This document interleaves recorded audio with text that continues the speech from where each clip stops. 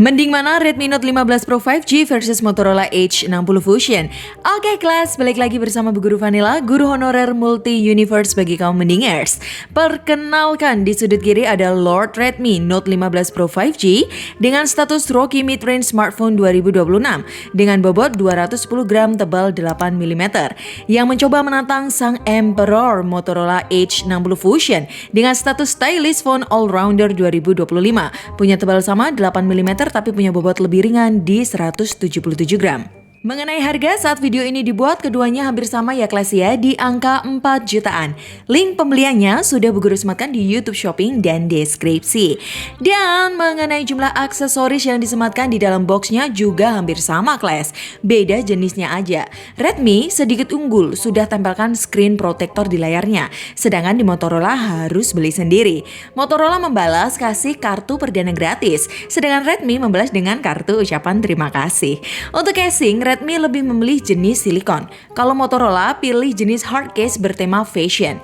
Dan untuk pakai charging, Motorola lebih modern, kasih kabel USB C to C dan charger power delivery 68 watt. Dibanding Redmi yang hanya kasih kabel model klasik A to C dan quick charge 45 watt. Di sektor RAM dan storage, Moto Emperor juga murah hati kawan. Kasih RAM 12GB per 256GB plus slot memory card up to 1TB. Dibanding Lord Redmi yang cuma kasih varian 8GB per 256GB non-slot memory card pula. Memang Redmi sudah sediakan varian RAM 12 per 512GB. Tapi yaitu harganya sudah beda bos, tembus di 5 jutaan. So, untuk mata pelajaran ekonomi value for money atau nilai barang yang sepadan atau lebih dibanding uang yang kita keluarkan, Bu Guru kasih rapor 7/10 untuk Redmi dan 9,5/10 untuk Motorola. Apalagi harga RAM melejit, tentu dapat RAM 12GB lebih worth it. Nah, jika Anda bertanya mending mana antar keduanya untuk pemakaian jangka panjang, Bu Guru coba jelaskan lewat ilmu statistik aja ya. Pertama, kita bandingkan faktor hardware-nya dulu ya kelas. Di sektor ini, Redmi lebih superior, kasih lapisan kaca Corning Gorilla Glass Victus 2 dibanding Motorola yang hanya kasih Corning Gorilla Glass 7i. Untuk durabilitas, keduanya sudah cukup dikdaya, bisa menyelam di air dan punya lisensi drop resistance. Tapi ingat, bukan untuk dicoba secara sengaja, oke?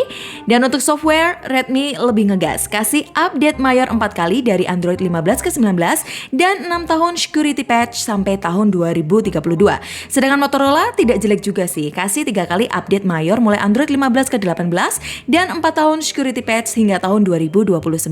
Terus di sisi after sales-nya, Redmi lebih all out, kasih garansi lebih panjang 15 bulan dengan jumlah service center yang lebih banyak dibanding jumlah service center Lenovo sebagai inang Motorola. Garansi Motorola pun lebih pendek ya, di 12 bulan. Jadi untuk kebutuhan jangka panjang lepas dari faktor apes pemakaian, Bu Guru kasih nilai Redmi 9/10 kalau Motorola 8/10. Lanjut ke mata pelajaran ketiga kelas yaitu ilmu social connectivity plus sensor jasmani. Keduanya punya sensor magnometer dan gyro hardware. Untuk fitur konektivitas misal display out, keduanya belum support ya. Kalau untuk NFC, OTG, Wi-Fi versi 6 dan jaringan 5G+, keduanya sudah punya. Minus Motorola tidak punya IR blaster dan Wi-Fi sharing. Jadi Motorola tidak bisa nyalakan Wi-Fi plus tethering secara bersamaan seperti di Redmi. Bisanya hanya tethering aja. Dan jika kita uji tes, sinyal tethering Motorola ke Redmi dapat 71 Mbps, kalau Redmi ke Motorola dapat 57 Mbps. Untuk uji tes tangkap Wi-Fi terjauh atau terlemah, Redmi dapat 18 Mbps sedangkan Motorola 4,5 Mbps saja. Jika kita switch ke tangkapan Wi-Fi terdekat atau terkuat, Redmi dapat 48 Mbps dan Motorola 63 Mbps. Nah, mumpung cuaca hujan, kita juga ada datanya kelas saat kita uji tes sinyal 5G dengan operator yang sama, nomor yang sama dalam sekali percobaan. Redmi dapat 90 Mbps dan Motorola 100 Mbps. Kalau cuaca cerah tangkapan 5G, Redmi dapat 210 Mbps sedangkan Motorola 190 Mbps. Oh iya, Redmi juga punya eSIM ya kelas, dan eSIM-nya pun bisa menerima jaringan 5G. Kalau Motorola versi Indonesia ini belum support eSIM. Namun jika Anda butuh handphone yang bisa cross device terintegrasi ke PC atau tablet, memilih Motorola lebih smart karena punya fitur Smart Connect. Kalau Redmi sayang sekali kurang smart di koneksi ini alias tidak ada. Misal kita paksa Redmi untuk mendownload Smart Connect juga bisa, tapi fiturnya jelas terbatas, tidak selengkap empu eyang Motorola. Jadi mengenai sinyal, nilainya relatif ya kelas sesuai provider, lokasi, dan kuota Anda. Cuma secara objektif konektivitas Redmi sedikit lebih lengkap. Nilainya 8,5/10 kalau Motorola 8/10. Next, kita masuk ke mata pelajaran seni rupa dan suara. Mengenai desain jatuhnya relatif ya, backdoor Redmi pakai plastik.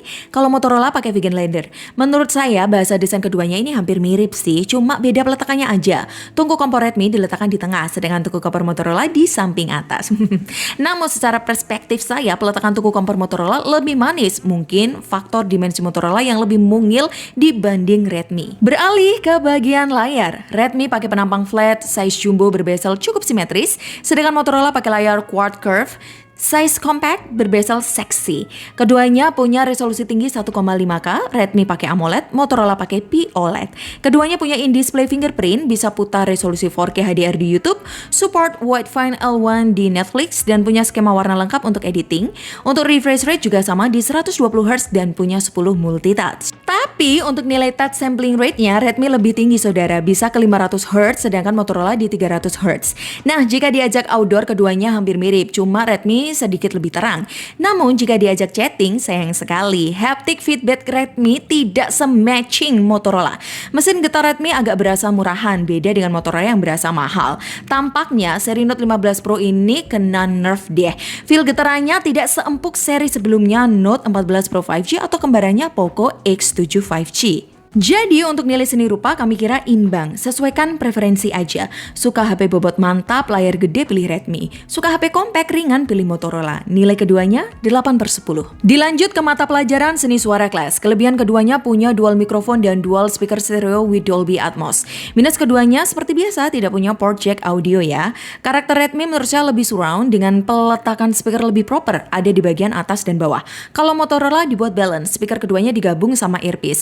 Jadi jelas untuk power Redmi lebih keras. Terlebih volume Redmi sangat kencang. Secara olahan software bisa mencapai 400%. Suaranya lantang bet. Cocok buat bangunin tangga sahur. So, untuk seni suara Redmi dapat 9/10 dan Motorola 8/10. Coba dengerin.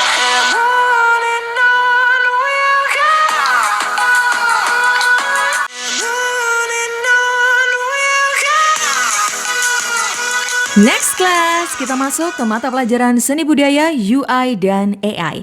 Saat video ini dibuat, Redmi masih Android 15 pakai HyperOS 2.0.202. Dan Motorola akhirnya setelah penantian lama sudah dapat update Android 16 dengan Hello UI berbasis stok Android. Jadi bagi Anda yang bosenan terhadap tampilan antarmuka, tentu personalisasi tema di HyperOS lebih menarik dibanding Motorola. Tapi kalau Anda bosan lihat iklan di Redmi, ya bisa lirik UI Motorola yang lebih clean. Mengenai buka tutup aplikasi, animasi keduanya sudah fluid. But kalau untuk multitasking, karena Motorola punya RAM 12GB, doi bisa buka 4 pop screen secara bersamaan. Sedangkan Redmi cuma 2 aja. Dan untuk urusan AI, Redmi juga terlalu sepi kawan. Dia hanya punya Circle to Search dan Galeri AI. Sedangkan Motorola lebih ramai. Galeri AI Motorola ikut Google Foto, bisa transkrip audio, bisa ringkas catatan, dan lain-lain. So, untuk nilai UI dan AI, sorry to say Redmi, Bugur kasih nilai 7/10 dan Motorola 8/10. Tetap semangat, Ilham, Eko, Agus, ayo duduknya yang manis. Sekarang kita masuk ke mata pelajaran cerdas cermat dan ketahanan imun baterai. Untuk SoC keduanya kompak pakai MediaTek Dimensity 7400 4 nanometer, RAM LPDDR4X, ROM UFS 2.2. Dikarenakan sudah pakai chipset Dimensity 7400, Anda bisa menikmati fitur blur background di aplikasi Zoom. Dan jika kita aplikasikan keduanya untuk main game, feel keduanya hampir mirip. Walau Motorola pakai layar curve, kami tidak pernah alami accident touch. Contoh di Mobile Legends, settingan maksimal keduanya masih di Ultra Super 90 fps. Redmi dapat rata-rata 89 fps tapi suhu agak naik di 40 derajat Celcius. Sedangkan Motorola dapat 89 fps juga dengan suhu lebih dingin di 35 derajat Celcius. Untuk main game Delta Force juga begitu. Frame rate keduanya masih mentok di 60 fps. Redmi dapat 49 fps suhu 37 derajat Celcius dan Motorola juga sama 49 fps suhu 38 derajat Celcius. Oh iya, keduanya tidak punya bypass charging ya, wireless charging juga tidak ada. Adanya reverse wired charging atau istilahnya jadi power bank. Redmi punya kecepatan daya kabel terbalik 22 watt lebih cepat dibanding Motorola yang hanya 5 watt. Tampaknya Redmi lebih cocok jadi power bank karena baterai Redmi tergolong jumbo berkapasitas 6580 mAh, sedangkan Motorola hanya 5500 mAh. Saat kita tes untuk kerja ringan lewat aplikasi PC Mark, baterai live Redmi bisa tembus 15 jam sedangkan Motorola ke 13 jam. Tapi itu untuk tugas ringan kelas. Misal kita tes kerja agak berat, bagaimana? Sekalian kita uji Android 16 di Motorola, apa bisa bikin awet baterainya? Sok atau kita move ke uji lab maraton ala Bu Guru Vanilla. Pertama, kita tes jalankan CPU throttling selama 3 jam mulai baterai 100%. Tingkat kestabilan Redmi dapat 84%, menyisakan baterai 50%. Dan Motorola kestabilannya dapat 86% dengan sisa baterai 54%. Tes kedua, kita coba tes Antutu sebanyak 3 kali, keduanya dapatkan skor rata-rata 900 ribuan. Sisa baterai Redmi ada di 34%, kalau Motorola di 39%. Berlanjut, ujian ketiga untuk tes baca tulis. Redmi unggul sedikit di angka 70 ribuan dengan sisa baterai 33%, sedangkan Motorola nilainya 65 ribuan, sisa baterai 38%. Untuk tes keempat yaitu 3D Mark sebanyak 2 kali, nilai lawless loop score dan kestabilan Redmi unggul dikit dibanding Motorola. Kalau suhu hampir mirip, sisa baterai Redmi tinggal 22% dan Motorola sisa 26%. Lanjut ke 5 kelas. Kita jalankan tes Geekbench 6. Di tes ini skor Motorola unggul tipis, baik tes CPU maupun GPU dengan baterai 22%. Kalau Redmi sisa baterai tinggal 18%. Dan tes terakhir agar menuju baterai sisa 5%, Redmi bisa putar YouTube selama 1 jam 47 menit, sedangkan Motorola 1 jam 35 menit. And then finally dari rangkaian tes tadi ternyata SOT keduanya hampir mirip ya. Redmi dengan baterai lebih besar 6580 mAh dapat SOT 7 jam 21 menit. Sedangkan Motorola yang hanya punya baterai 5500 mAh kok bisa dapat SOT 7 jam 16 menit. Agak aneh ya. Mungkin faktor diagonal layar Redmi yang lebih besar jadi berpengaruh terhadap konsumsi dayanya. Sedangkan Motorola diuntungkan punya layar yang lebih compact. Dan keuntungan lain, Motorola punya charger lebih cepat 68 watt dibanding charger 45 watt di Redmi. Isi daya mulai baterai 4% ke 100%, Motorola cuma butuh waktu 45 menit, kalau Redmi butuh waktu 1 jam 10 menit. So, untuk ketahanan imun baterai, penilaian agak rumit sih ya. Bisa dibilang Redmi unggul tipis untuk pemakaian normal harian. Nilainya 8,5/10, kalau Motorola 8/10. Untuk sistem charging, Redmi 8/10 dan Motorola 9/10.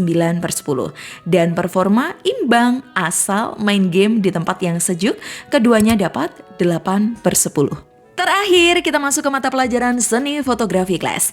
Jika Anda mau repot mencari portingan Gcam, keduanya sudah sanggup. Yang tidak sanggup di Redmi adalah berganti lensa dari wide ke ultra wide atau sebaliknya.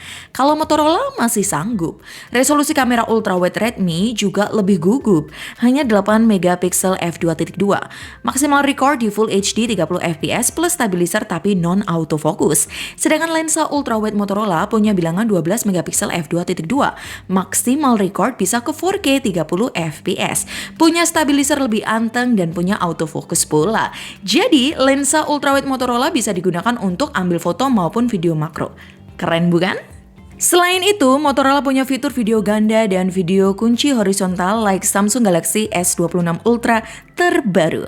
Fungsinya untuk menjaga orientasi video tetap lurus dan rata, meskipun posisi ponsel dalam keadaan miring atau berputar sekalipun. Sedangkan Redmi sudah tidak punya video ganda. Video Pro juga tidak ada, adanya hanya video teleprompter. Nah, kembali ke foto ultra wide-nya. Hasil foto ultrawide Motorola punya sudut lebih lebar dibanding Redmi. Dan bagusnya, hasilnya masih detail. Mungkin efek resolusinya yang besar. Kalau untuk skenario challenging, kualitas HDR keduanya cukup oke. Cuma warna foto di Moto terlalu gonjreng, terutama di bagian langit. Kalau Redmi masih sopan. Untuk foto indoor cahaya lampu neon, Redmi lebih naikkan shadow. Kalau Motorola lebih balance. Terlihat jika zoom, tekstur rambut Motorola lebih natural dibanding Redmi. Next, untuk kamera selfie, Motorola punya resolusi lebih besar di 32 megapiksel f2.4. Bisa rekam video up to 4K 30 fps. Tapi tidak bisa ambil resolusi Full HD 60 fps. Sedangkan Redmi pakai 20 megapiksel f2.2, maksimal record bisa ke Full HD 60 fps, tapi non 4K 30 fps. Sifat kamera selfie keduanya fix fokus ya, tanpa autofocus. Hasil video selfie resolusi tertinggi keduanya sudah sama baiknya. Tinggal sesuaikan Anda butuh warna tajam ya di Motorola, kalau frame rate lebih halus di Redmi. Untuk foto selfie, skenario challenging hasil keduanya cukup bagus, antar foreground dan background masih balance. Kalau untuk selfie malam hari, Redmi bisa mengcapture nuansa malam paling benar, baik selfie basic maupun selfie portrait, tapi untuk detail muka dan separasi bokeh lebih baik di Motorola. Beralih untuk skenario video call cahaya proper dan gelap.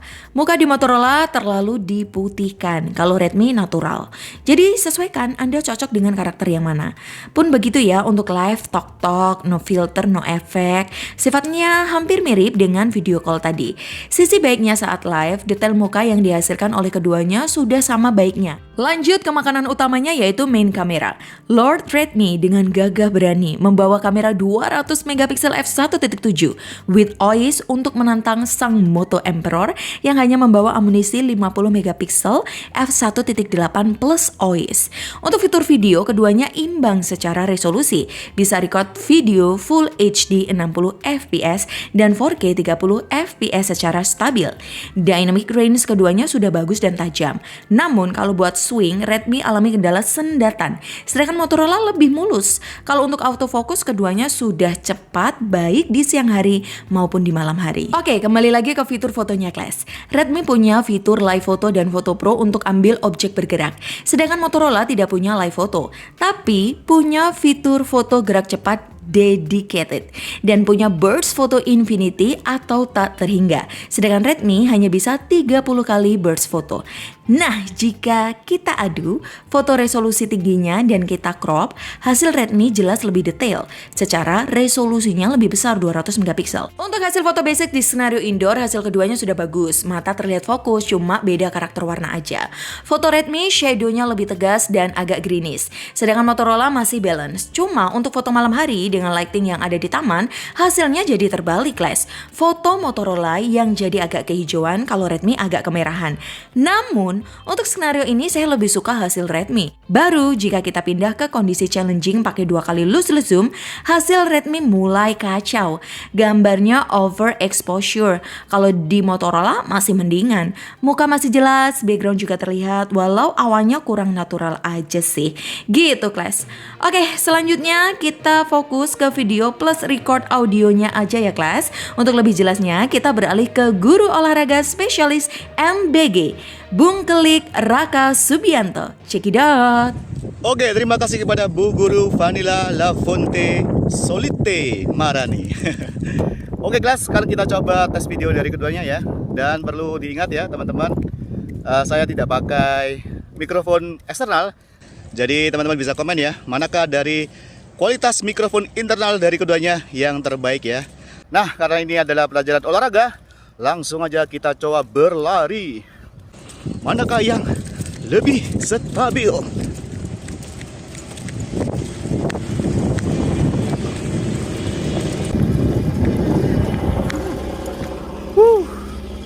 Oke, lumayan. Yap, ini saya record sekitar jam 2-an guys ya. Cukup terik. Untuk dynamic range-nya ya, masih cukup bagus dari keduanya guys.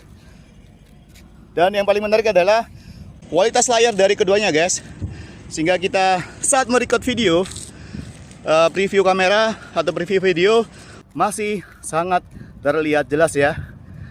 Ya guys, overall untuk hasil video selfie di resolusi basic Full HD 30 fps, Redmi masih bisa imbangi Motorola. Pun begitu di malam hari, pakai back video dan selfie video keduanya tetap alami jitter. Karakter Redmi lebih terang tapi detail berkurang. Sedangkan Motorola karena bukaan lensa selfie-nya lebih kecil, agak gelap. Cuma bagusnya muka masih terlihat fokus. Dan selesai sudah akhirnya. Capek gue ngomong guys. Jadi untuk fotografi bedanya tipis ya, Redmi 8/10 dan Motorola 8,5/10. Kalau untuk video jawabannya lebih mudah. Nilai Redmi 7,5/10 karena tidak bisa switch lensa, sedangkan Motorola 9/10. So class, final skornya nilai rapor rata-rata dalam 11 pertandingan, Redmi dapat 8,04/10 dan Motorola 8,27/10. Jadi secara objektif, Moto Emperor lebih unggul tipis dibanding Lord Redmi. Namun secara subjektif silahkan dipilih. Keduanya punya kelebihan dan kekurangan masing-masing. Tinggal sesuaikan dengan kisi-kisi yang Bu Guru jelaskan tadi.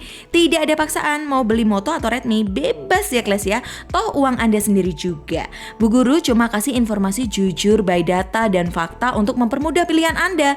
Misal pada akhirnya Anda beli iPhone 13 Wi-Fi only, baterai kembung, Face ID off, minus layar nggak ori, juga nggak masalah, duit Anda juga. Tapi kalau bisa jangan beli HP second lah ya. Kalau harga di atas 4 juta, pentingin fungsi, jangan gengsi. Percuma kan HP canggih tapi WA sepi.